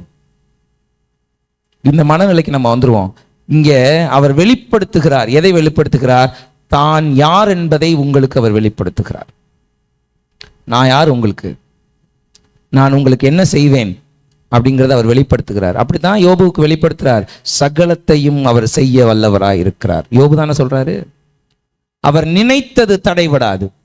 நினைச்சதே தடைபடாதுன்னா அவர் ஒன்ன எக்ஸிக்யூட் பண்ண ஆரம்பிக்கும் போது தடைபட்டுருமா? அவர் நினைப்புல கூட யாரும் ஸ்டாப் பண்ண முடியாது. ரெண்டாவதா அந்த 3வது வசனத்துல கடைசி வார்த்தையை நான் சொல்றேன். அலப்புகிறவனாக நான் இருந்தேன் அப்படின்னு ஒப்புக்கொள்ளுகிறான். அதுலேயே 3வது வசனங்கள் எல்லாம் சொல்றாரு, நான் தெரியாதவனாக இருந்தேன், என் புத்திக்கு எட்டாததை பேசினேன், நான் அலப்பினேன், அறிவில்லாதவனாக இருந்தேன். 2வது வசனத்தை வாசம்னா அறிவில்லாதவனாக இருந்தேன், ஆலோசனைகளை தள்ளுகிறவனாக இருந்தேன் அப்படின்லாம் அவர் சொல்றார். He confesses. அவர் என்ன தப்பு பண்ணாருன்னு சொல்றார். ஒரு வசனத்தை வாசிங்களேன், எபிரேயர் 4:12. ஆண்டவருடைய வார்த்தையை நாம் முகமுகமாய் ஏற்றுக்கொள்ளும் போது ஆண்டவர் என்ன செய்வார்னு சொல்றேன். தேவனுடைய வார்த்தையானது ஜீவனும் வல்லமையும் உள்ளதாயும் இருபுறமும் கருக்குள்ள எந்த பட்டயத்திலும் கருக்கானதாயும் ஆத்துமாவையும் ஆவியையும் கணுக்களையும் ஊனையும் பிரிக்கத்தக்கதாக உருவ குத்துகிறதாயும் இருதயத்தின் நினைவுகளையும் யோசனைகளையும் வகையறுக்கிறதாயும் இருக்கிறது. என் ஆவியை குத்தும், என் ஆத்மாவை குத்தும், என் சதைகளை குத்தும், என் எலும்பை குத்தும். எல்லாத்துக்கும் மேல என்ன செய்யுமா? என் இருதயத்தை அப்படியே கேப்சர் பண்ணி எனக்கு போட்டு காட்டும். What is your heart? உன் இருதயத்துக்குள்ள எவ்வளவு அசிங்கம் இருக்குன்னு எனக்கே போட்டு காட்டும். என் இருதயத்தின் நினைவுகளையும் யோசனைகளையும் வகையறுக்கிறதாகவும் இருக்கிறது. வகை வகையாக பிரிச்சிடும். இதெல்லாம் ரைட்டு, இதெல்லாம் தப்பு, இதெல்லாம் ரைட்டு, இதெல்லாம் தப்பு, இதெல்லாம் ரைட்டு, இதெல்லாம் தப்பு, பிரித்து கொண்டாந்து கொடுத்துரும். எது? இந்த வேதத்தின் வெளிச்சம். பர்சனலா நீங்க வேதத்தை ருசிக்கும் போது, பர்சனலா வேதத்தை ருசிக்கும் போது, இந்த பர்சனல் ருசிப்பு தானே இல்லை. நம்ம சண்டே வரணும், யாராவது ஒரு நல்ல பிரசங்கம் பண்ணால் சந்தோஷப்படுறோம், கேட்குறோம், அப்படியே போயிடணும். சும்மா பேருக்கு டெய்லி ஒரு 2 அதிகாரம் 5 அதிகாரம் 10 அதிகாரம்லாம் வாசிக்கிறோம். இந்த அதிகாரத்தை வாசிக்கிறதுனால் நீங்கள் பரலோகம் போவதில்லை. இந்த அதிகாரத்தை வாசிக்கும் போது தேவன் உங்களோடு பேசினால்தான் நீங்கள் பரலோகம் போக போகிறீர்கள்.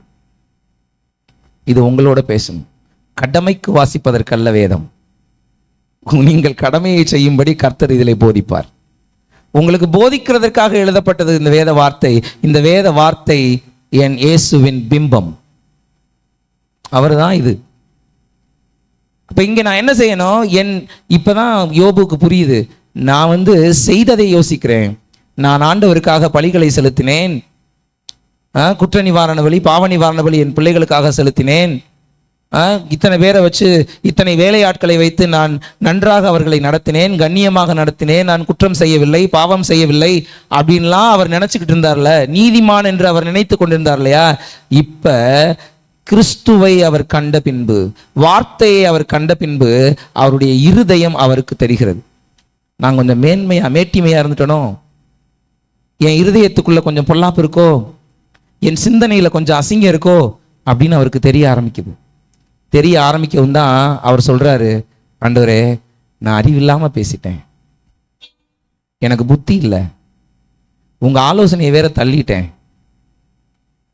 நான் அளப்புகிறவனாக இருந்தேன், என்னை மன்னிச்சுக்கோங்க அப்படின்னு அவர் கேட்குறார். அவர் வெளிப்படுத்துகிறார். ஒன்று அவர் யார் என்பதை வெளிப்படுத்துகிறார், இன்னொன்று நாம யார் என்பதை வெளிப்படுத்துகிறார். என்கவுண்டர் வித் காட் வரும்போது தான் அவர் யார் என்பதையும் நான் யார் என்பதையும் தேவன் நமக்கு வெளிப்படுத்துகிறார்.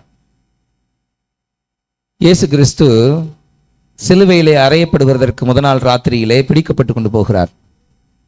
ராப்போஜனத்தில் அவர் சொல்கிறாரு, சேவல் 3 முறை கூவும் முன்னே நீ என்னை மறுதளிப்பாய் அப்படின்னு பேதுருட்ட சொல்கிறார். அதெல்லாம் நான் செய்ய மாட்டேன் அப்படின்னு சொல்கிறார்.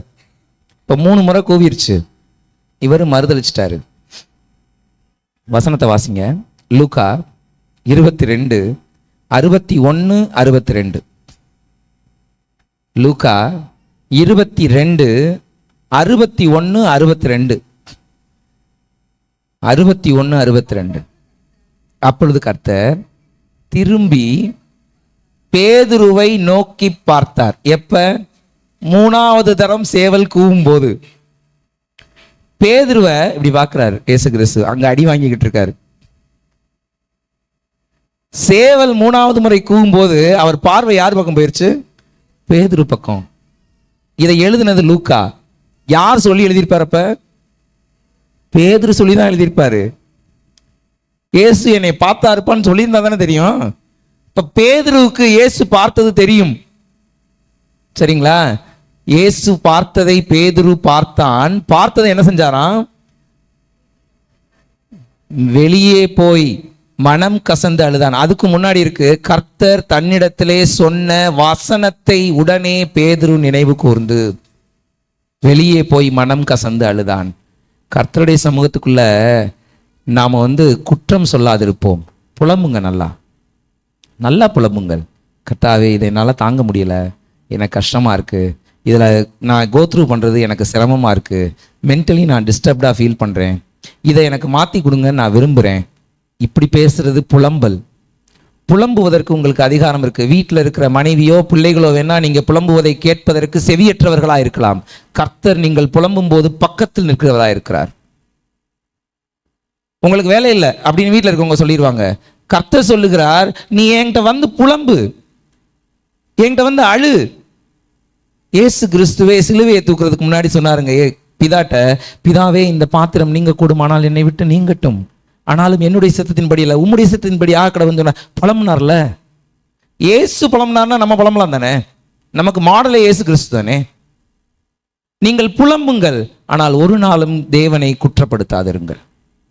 ஒரு நாளும் தேவனை குற்றப்படுத்தாதிருங்கள். இங்க இயேசு பார்த்தார்,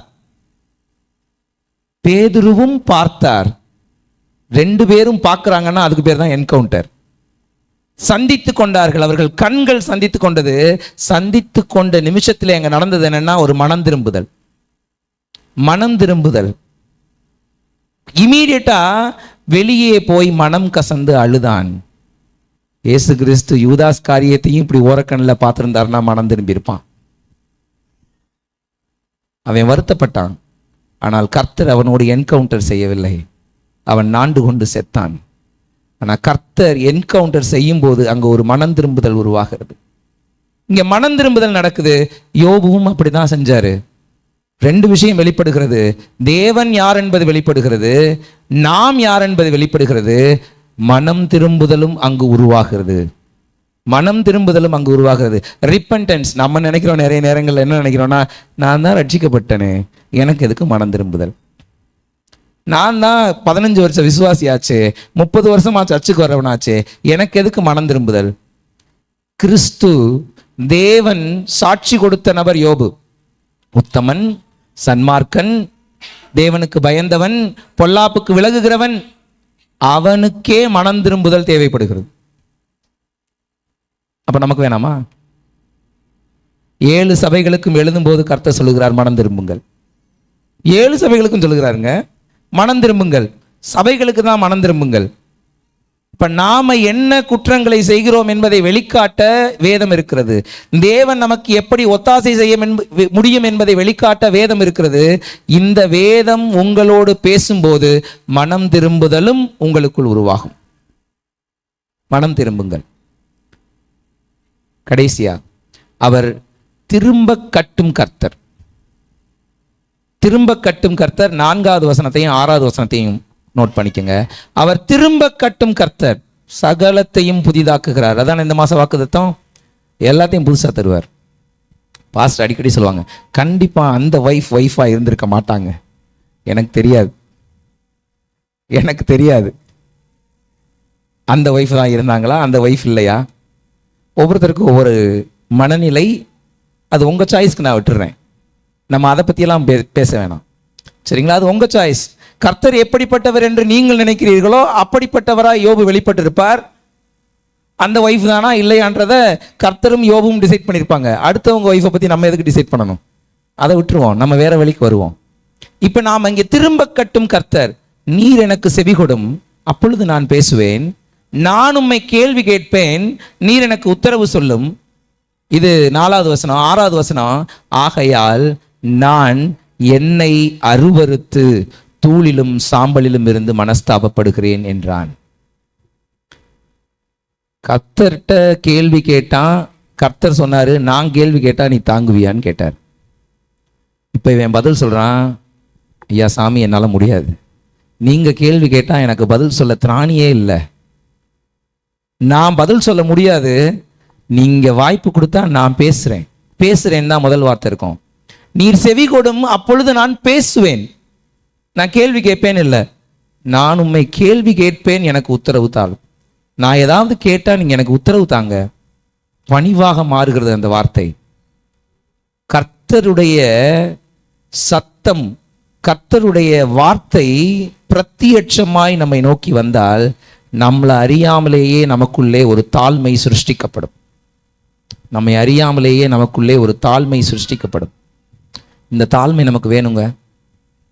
நிறைய நேரங்கள் நம்முடைய ப்ரைட் என்னவா இருக்கு தெரியுமா? நான் இன்னாரா இருக்கிறேன்னு நினைச்சுக்கிட்டே இந்த வேதத்தை எடுத்தா இந்த வேதம் என்னோடு பேசாது. நான் எதுவும் இல்லை அப்படின்னு நினைச்சிட்டு இந்த வேதத்தை எடுத்தாதான் இந்த வேதம் என்னோடு பேசும். நான் வாத்தியாராவே இந்த வேதத்தை பார்க்கக்கூடாது, போதிக்கிறவனாகவே இந்த வேதத்தை பார்க்கக்கூடாது. ஆண்டவரே, நீர் என்னோடு என்ன பேச விரும்புகிறீர்? எனக்கு செவி கொடும், அப்பொழுது நான் பேசுவேன், உம்மை நான் கேள்வி கேட்பேன், எனக்கு உத்தரவு சொல்லும். எனக்கு சில சந்தேகங்கள் இருக்கு, நான் கேட்கிறேன், எனக்கு பதில் சொல்லுங்க ஆண்டவரேன்னு நான் உட்காரும் போது எனக்கு வெளிப்படுகிறவராய் அவர் இருக்கிறார்.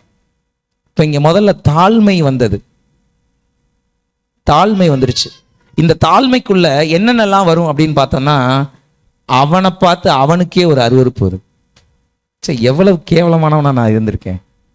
6வது வசனம் தான் சொல்லுது, ஆகையால் நான் என்னை அருவருத்து. என்ன சீல் சிறங்கு பொடுகு கிடுகு இருந்தாலும் நம்மளை நமக்கு பிடிக்காம போகவே போகாது. இது நான், இது என் கை, இது என் சரீரம், இது என் தலைமுடி, இப்படித்தானே சொல்றோம். நமக்குரியது எதையுமே நம்ம வெறுக்கிறோமா? டர்புருன்னு மூக்கு ஒழுகுனாலும் நமக்கு அழகாக தான் தெரியும். நமக்கு நம்ம மேல வெறுப்பு வராது.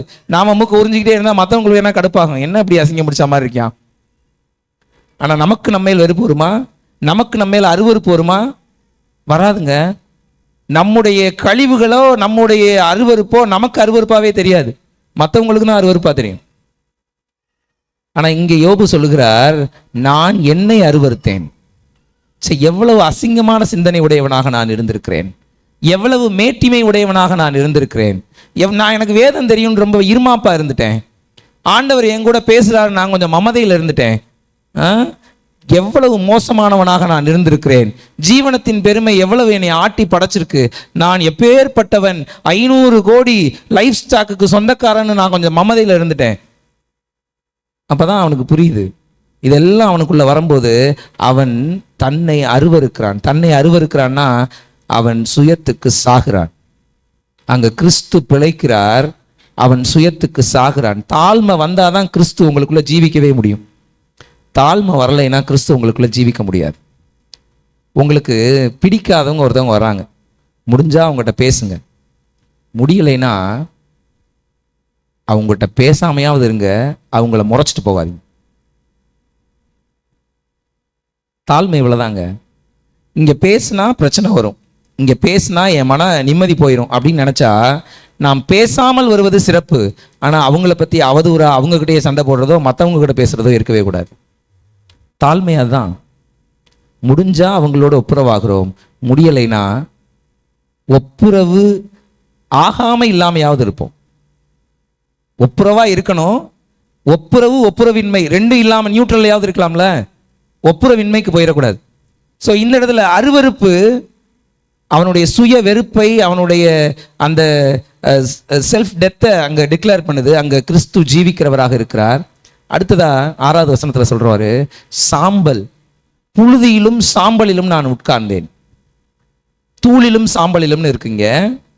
நல்ல டிரான்ஸ்லேஷனா புழுதியிலும் சாம்பலிலும், மண்ணிலையும் சாம்பல்லையும் உட்கார்ந்து நான் மனஸ்தாபப்படுகிறேன். நான் தப்பா இருக்கிறேனேன்னு நான் மனஸ்தாபப்படுறேன். சாம்பல்ல உட்கார்ந்துருக்கிற அனுபவத்தை எல்லாம் நம்ம அப்படியே வாசிச்சு பார்த்தோம்னா, எங்கெல்லாம் பாவ மன்னிப்பும் ரட்சிப்பும் தேவையோ அங்கெல்லாம் சாம்பலிலே உட்கார்ந்தார்கள். எங்கெல்லாம் பாவ மன்னிப்பும் ரட்சிப்பும் தேவையா இருந்ததோ அங்கெல்லாம் புழுதியிலேயும் சாம்பலிலேயும் உட்கார்ந்தார்கள். அப்ப இங்க இவர் என்ன சொல்றாரு, எனக்கு ரட்சிப்பு வேணும் ஆண்டவரே, நான் இத்தனை வருஷம் உங்க கூட இருந்தேன்றதுல எனக்கு பெருமை இல்லை, நான் உங்களுடைய உறவை இழந்து கொண்டிருக்கிறேன். அப்படி இல்லை, எனக்கு ஒரு ரட்சிப்பு வேணும், எனக்கு ஒரு விடுதலை வேணும், எனக்கு ஒரு மீட்பு வேணும் அப்படின்னு அவர் கெஞ்சுகிறவராக இருக்கிறார். 9வது வசனத்தை நம்ம வாசிச்சோம்னா அதுல கர்த்தர் யோபுவின் முகத்தை பார்த்தார்னு இருக்கும். கர்த்தர் யோபுவின் முகத்தை பார்த்தார். என்ன செஞ்சாங்கன்னா, எலிப்பாசு அவரோட கூட இந்த 2 நண்பர்கள்ட்டையும் இயேசு பேசுறார். கர்த்தர் பேசுறார். என்ன சொல்றாரு, நீ யோபுவை போல நீ பேசல, நீ அவனை குற்றப்படுத்துற மாதிரி பேசிட்ட. இந்த பழியும் பாவமும் உன் மேல விழாம இருக்கணும்னா நீ ஆலயத்துக்கு பலி கொடுக்கணும். 7 காளைகள் எடுத்துக்கிட்டு போ, பலியை கொடு. உனக்காக யோபு ஜெபம் பண்ணா நீ விடுவிக்கப்படுவ, இல்லைன்னா கிடையாது. அதோட நிப்பாட்டலங்க. 8வது வசனத்தை வாசிங்களேன். யோபுவின் முகத்துக்காக உங்களை மன்னிப்பேன்னு சொல்லுவார். அதுல இருக்கும் பாருங்க, நான் அவன் முகத்தை பார்த்து உங்களை உங்கள் புத்தியினத்துக்கு தக்கதாக நடத்தாதிருப்பேன். நீங்க அறிவில்லாம செஞ்சதுக்கு உங்களை தண்டிக்காம விட்டுருவேன், போங்க. யாருக்காக? அவனுடைய முகத்துக்காக. முதல்ல தாழ்மையை அவர் தருகிறார் எனக்குள்ள. 2வது என்ன தர்றார் தெரியுமா? எனக்கு ஒரு அங்கீகாரத்தை தருகிறார். எனக்கு ஒரு அங்கீகாரம். இவன் தானே என்னை குற்றப்படுத்தினா, இவனோட ரட்சிப்பே என்னாலதான். இவன் தானே என்னை காயப்படுத்தினா, அவனோட ரட்சிப்பே உங்களால தான். உங்க முகத்துக்காக தான் கர்த்தர் அவனை உயிரோடய வச்சிருக்கிறார். நீங்கள் அவர்களுக்காக ஜெபிக்க வேண்டும், அவர்களை மன்னிக்க வேண்டும் என்று கர்த்தர் விரும்புகிறார். இப்போ 9வது வசனத்தை நம்ம வாசிச்சோம்னா, இவங்க எல்லாத்தையும் பலிகளை செலுத்தி விட்டு யோபுவை பார்க்க வருகிறார்கள். கர்த்தர் தங்களுக்கு சொன்னபடியே செய்தார்கள். செஞ்சு முடிச்சுட்டு யோபுட்ட வந்துட்டாங்க. இப்ப கர்த்தர் என்ன செய்யறார் தெரியுமா? யோபு என்ன செய்வான்னு யோபுவின் முகத்தை பார்க்கிறார். என்ன பார்க்கிறாரு? யோபுவின் முகத்துல என்ன பார்க்கிறாரு? நான் வைத்திருந்த மன்னிப்பு இவன் சாயலிலே இருக்கிறதான்னு பார்க்கிறார். நான் கொண்டிருக்கிற அன்பு இவன் முகச்சாயலிலே இருக்கிறதான்னு பார்க்கிறார். அவனுக்கு இருந்ததுனாலதான் அவன் ஜெபம் பண்ணா. ஜெபம் பண்ணும்போது அவர்களுடைய பாவங்களை இவர் மன்னித்தார். அப்ப என்ன அவர் எதிர்பார்க்கிறார்? முதல்ல ஒரு அங்கீகாரம் கொடுக்கிறார். மற்றவர்களுடைய ரட்சிப்பை, நம்மை தூஷித்தவர்களுடைய ரட்சிப்பை நம்ம கையில கொடுக்கிறார். யாரெல்லாம் என்னை தலைகுனிய வைத்தார்களோ அவங்கெல்லாம் நம்ம முன்னாடி கைகட்டி நிற்கும்படி நிற்க வைப்பார். அதுதான் அங்கீகாரம், முதல் அங்கீகாரம். அவர்களுடைய ரட்சிப்பை நம்ம கையில் கொடுப்பார். ஆனா அதுல ஒரு எக்ஸ்பெக்டேஷன் இருக்கு. தேவனுடைய அன்பை வெளிப்படுத்த வேண்டும், மன்னிக்க வேண்டும். மூணாவது அதுக்கு கீழே நம்ம வாசிச்சோம்னா, கர்த்தர் அவனுடைய சிறையிருப்பை மாற்றினார். சிறையிருப்புனா அப்ப யாரு சிறை வச்சிருந்தா? இப்ப சாத்தான் சிறை வச்சிருக்கான், பிரச்சனைகளுக்குள்ள சிறை வச்சிருக்கிறான். அந்த சிறையிருப்பை மாற்றுகிறார். உங்களுக்கு எங்கெல்லாம் கிடுக்கு பிடி போட்டு உங்களை அமுக்கி வச்சிருக்கிறாங்களோ அந்த இடத்திலெல்லாம் விடுதலையை கட்டளையிடுகிறதற்கு போதுமானவர் கர்த்தர். அந்த கிடுக்கு பிடியில எல்லாம் விடுதலையை கட்டளையிடுகிறார், சிறையிருப்பை மாற்றுகிறார், விடுதலையை கொடுக்கிறார். சாத்தானுடைய பிடி உங்கள் மேலும் உங்கள் கூடாரத்தின் மேலும் இருந்தது அப்புறப்படுத்தப்படுகிறது. வேதம் பேசினால் உங்கள் சிறையிருப்பு மாறும். கடைசியா 2 மடங்கு ஆசீர்வாதத்தை தரார். எல்லாவற்றை பார்க்கிலும் 2 கர்த்தர் அவனுக்கு திரும்ப தந்தருளினார். எப்படி தந்தாரு? ஜீபும்பா போட்டு 7000 மாடு 14,000 மாடா வரணும்னு சொன்னாரா? கீழே வாசிச்சிங்கன்னா தெரியும். அவனுக்கு வீடு வாசல்லாம் போகல, இப்ப வீடு வாசல் எல்லாம் இருக்கு. அவன் வீட்டிலே அவன் விருந்து ஏற்பாடு பண்ணினான். அவனுடைய சகோதரர்கள் அவனோடு இணைந்து கொண்டார்கள், அவனுக்காக அங்கலாய்த்தார்கள். அவனுக்கு தெரிந்தவர்கள் எல்லாம் அந்த விருந்திலே வந்து கலந்து கொண்டார்கள். ஒவ்வொருத்தரும் போகும்போது ஒரு தங்க காசும் ஒரு ஆபரணமும் அவருக்கு கொடுத்து சென்றார்கள். ஒத்தாசைகளை அனுப்பி தருகிற தேவன். ஏதோ அப்படியே டொப்புக்குன்னு வரல. எல்லாம் இல்ல விழா நடந்திருக்குங்க யோபுவோட வீட்டில். நம்ம ஊர்ல நடக்குது இல்லையா? இல்ல விழா நடந்திருக்கு. அது வரைக்கும் அசட்டையா இருந்த சகோதர சகோதரிகள் எல்லாம் கூடி வர்றாங்க. கர்த்தருடைய கடாட்சம் பெற்றதும் அவர்கள் எல்லாம் கர்த்தர் அனுப்பி வைக்கிறாரு. வானே, நீ வானே, வீட்டுக்கு வானே, நம்ம இருக்கோனே, பார்த்துக்குவோனே சொல்லுகிறதற்கு ஆட்களை ஏற்படுத்தினார். வா யோபு, நாங்கள்லாம் இருக்கோம், ஆடு போனா என்ன மாடு போனா என்ன, திரும்பி நம்மெல்லாம் வந்துட மாட்டோமா அப்படின்னு சப்போர்ட் பண்ணுகிறவர்களை தேவன் ஏற்படுத்தி கொடுத்தார். இவங்க எல்லாருக்கும் விருந்தை யோபு ஏற்படுத்தினான். ஏற்படுத்தும் போது அந்த வந்த சகோதரர்கள் எல்லாரும், 11வது வசனம் சொல்லுகிறது, நண்பர்கள் வந்தார்கள், சகோதரர்கள் வந்தார்கள், அங்கு உண்டார்கள், அவனோடு இருந்தார்கள், அவனுக்காக அங்கலாய்த்தார்கள், அவனுக்கு ஆறுதல் சொன்னார்கள். அவரவர் ஒவ்வொரு தங்க காசையும் அவரவர் ஒவ்வொரு பொன் ஆபரணத்தையும் அவனுக்கு கொடுத்தார்கள். அவனுக்கு ஒத்தாசைகளை கர்த்தர் பரத்திலிருந்து அனுப்பி தந்தார். யார்ட்டையும் அவன் கேட்கல. இதை கொண்டு அவன் 2 மடங்காய் பெருகினான். எவ்வளவு லைஃப் ஸ்டாக் முன்னாடி இருந்துச்சோ அதெல்லாம் டபுள் ஆச்சு. ஸோ ஒரு விஷயத்தை நாம் புரிஞ்சுக்குவோம். அவர் நம்மை சந்திக்கிற கர்த்தர் இந்த வேதத்தின் வழியாக, அவர் வெளிப்படுத்துகிற கர்த்தர் இந்த வேதத்தின் வழியாக, நம்மை திரும்ப கட்டுகிற கர்த்தர் இந்த வேதத்தின் வழியாக. சோதனை காலங்களில் கர்த்தர் நம்மை சந்தித்து தன்னை நமக்கு வெளிப்படுத்தி தாழ்மையின் ஆவியை தந்து நாம் இழந்ததையெல்லாம் நமக்கு இரட்டத்தனையாய் திரும்பி தருகிறவர் நம்முடைய கர்த்தராயிருக்கிறார். ஒரே ஒரு வசனத்தை வாசித்து முடிப்போம். சங்கீதம் 30:11. என் புலம்பலை ஆனந்த களிப்பாக மாற பண்ணினீர், என் மகிமை அமர்ந்திராமல் உம்மை கீர்த்தனம் பண்ணும்படியாக நீர் என் இரட்டை களைந்து போட்டு மகிழ்ச்சி என்னும் கட்டினால் என்னை இடை கட்டினீர். என்கிட்ட இருந்த ரட்டு, என்கிட்ட இருந்த புழுதி, என்கிட்ட இருக்கிற சாம்பல் எல்லாத்தையும் எடுத்து போட்டுட்டு, ஆண்டவரே என் புலம்பலை ஆனந்த களிப்பாக மாற பண்ண நீர் போதுமானவர். யோபுவின் புலம்பல் ஆனந்த களிப்பாக மாறினது. உங்களுடைய புலம்பலும் இந்த நாட்களிலே ஆனந்த களிப்பாய் மாறவிருக்கிறது. சந்தோஷமாக எழுந்து நிற்போம், செபிப்போம்.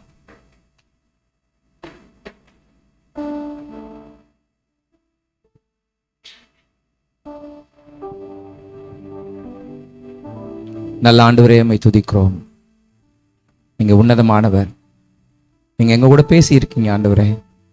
இந்த வேதத்திலே உம்மோடு கூட நாங்க அந்த சந்திப்பை ஏற்படுத்தி கொள்ள எங்களுக்கு உதவி செய்ய வேணும்னு நாங்கள் செபிக்கிறோம். ஏதோ கடமைக்காக ஒரு ட்ரெடிஷ்னலாக ஏதோ அதிகாரங்களை வாசிக்கிறவர்களாக நாங்கள் இல்லாமல் இந்த வேதத்தை திறக்கும் போதெல்லாம் உம்முடைய சத்தத்தை நாங்கள் கேட்க எங்களுக்கு உதவி செய்ய வேணும்னு நாங்கள் செபிக்கிறோம். நீர் எங்களுக்கு வெளிப்படுங்க ஆண்டவரே. ஆண்டவரே, நீர் எங்களை திரும்ப கட்டுங்க. எங்களுக்கு தாழ்மையின் ஆவியை கொடுத்து எங்கள் புலம்பலை எல்லாம் ஆனந்த களிப்பாக மாற்றுங்க. நாங்கள் எண்ணி இருக்கிற காரியங்கள் எல்லாம் ஜெயத்தை கட்டளையிடுங்க. மாலை கூடும் உமது கரத்துக்குள்ளே ஒரு விசையா எங்களை அர்ப்பணிக்கிறோம். காரியங்களை நடப்பியும் இயேசு கிறிஸ்துவின் நாமத்தில் செபிக்கிறோம் நல்ல பிதாவே, ஆமென். என் ஆத்துமாவே கர்த்தரை ஸ்தோத்திரி, என் முழு உள்ளமே அவருடைய பரிசுத்த நாமத்தை ஸ்தோத்திரி. என் ஆத்துமாவே கர்த்தரை ஸ்தோத்திரி, கர்த்தர் செய்த சகல உபகாரங்களையும் மறவாதே, ஆமென். நம்முடைய பிதாவாகிய தேவனுடைய அன்பும் நம்முடைய ஆண்டவராகிய இயேசு கிறிஸ்துவனுடைய கிருபையும் பரிசுத்த ஆவியானவருடைய அந்யோன்யமும் ஐக்கியமும் நம் அனைவரோடும் கூட எல்லா பரிசுத்தவான்களோடும் இன்றைக்கும் என்றைக்கும் நீங்காதிருப்பதாக, ஆமென், ஆமென். சமாதானத்தோடு சென்று வருவோம். கர்த்தர் உங்களை ஆசீர்வதிப்பாராக.